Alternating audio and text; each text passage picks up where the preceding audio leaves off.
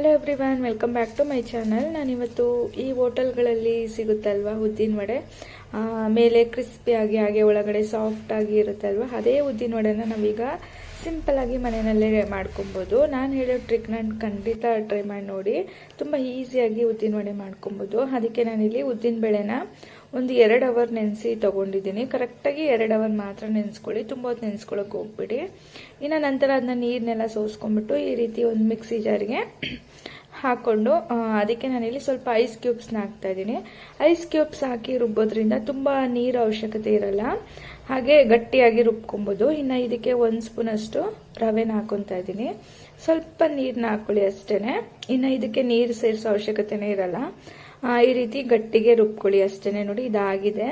ಕೈನಲ್ಲಿ ಸ್ವಲ್ಪ ತ್ಯಾವ ಮಾಡ್ಕೊಂಡು ಈ ರೀತಿ ತೆಗ್ದು ರೌಂಡ್ ಶೇಪ್ ನೋಡಿ, ಈ ರೀತಿ ಮಾಡಿ ನೋಡಿ. ಅದು ಕೈಗೆ ಅಂಟಲ್ಲ, ಆ ರೀತಿ ಆದರೆ ಸಾಕು. ಹಿಟ್ಟು ರೆಡಿ ಇದೆ.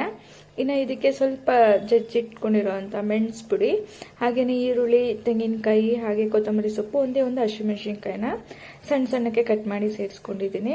ನಂತರ ಇದಕ್ಕೆ ರುಚಿಗೆ ತಕ್ಕಷ್ಟು ಉಪ್ಪನ್ನು ಕೂಡ ಹಾಕೊಂಡು ಚೆನ್ನಾಗಿ ಕೈನಲ್ಲಿ ಮಿಕ್ಸ್ ಮಾಡ್ಕೊಳ್ಳಿ ಅಷ್ಟೇ. ಇದು ಮಿಕ್ಸ್ ಮಾಡ್ಕೊಂಡು ಎಣ್ಣೆನಲ್ಲಿ ಕರ್ಕೊಂಡ್ರೆ ಆಯಿತು.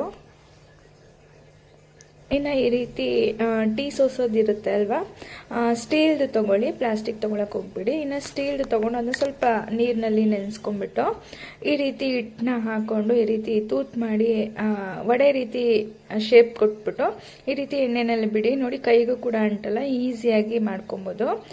ಈ ರೀತಿ ಮಾಡೋದ್ರಿಂದ ತುಂಬ ಹೊತ್ತು ಟೈಮು ಹಿಡಿಯಲ್ಲ, ಬೇಗನೆ ಮಾಡ್ಕೊಬೋದು. ನಮಗೂ ಕೂಡ ಬೇಜಾರಾಗಲ್ಲ. ಉದ್ದಿನ ವಡೆ ಅದು ಮಾಡೋದನ್ನೇ ಸ್ವಲ್ಪ ಕೈಗೆಲ್ಲ ಹಸಿಟ್ಟು ಅಂಟ್ಕೊಳ್ಳೋದು ಈ ರೀತಿ ಎಲ್ಲ ಆಗುತ್ತಲ್ವ. ಒಂದ್ಸಲಿ ಈ ಟ್ರಿಕ್ನ ಟ್ರೈ ಮಾಡಿ ನೋಡಿ. ಇನ್ನು ಅಷ್ಟೇ ಆಗಿದೆ ಇದು.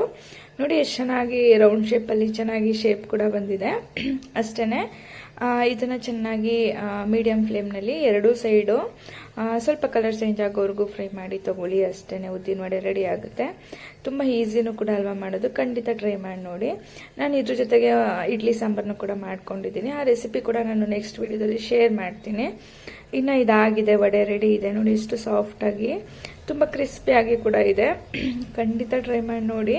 ಇನ್ನು ಇದಕ್ಕೆ ನಾನಿಲ್ಲಿ ಸ್ವಲ್ಪ ಸಾಂಬಾರ್ ಜೊತೆಗೆ ಸರ್ವ್ ಮಾಡ್ತಾ ಇದ್ದೀನಿ ಅಷ್ಟೇ. ಉದ್ದಿನ ವಡೆ ರೆಡಿ ಆಯಿತು. ಖಂಡಿತ ಈ ರೆಸಿಪಿ ಇಷ್ಟ ಆಗಿದೆ ಒಂದು ಲೈಕ್ ಮಾಡಿ, ಶೇರ್ ಮಾಡಿ ಆಯಿತಾ. ಹಾಗೆ ನನ್ನ ಚಾನಲ್ನ ಸಬ್ಸ್ಕ್ರೈಬ್ ಮಾಡಿಕೊಂಡು ವಿಡಿಯೋಸ್ನ ನೋಡಿ. ಇನ್ನು ನಾನು ನೆಕ್ಸ್ಟ್ ವಿಡಿಯೋದಲ್ಲಿ ಸಿಗ್ತೀನಿ. Thank you.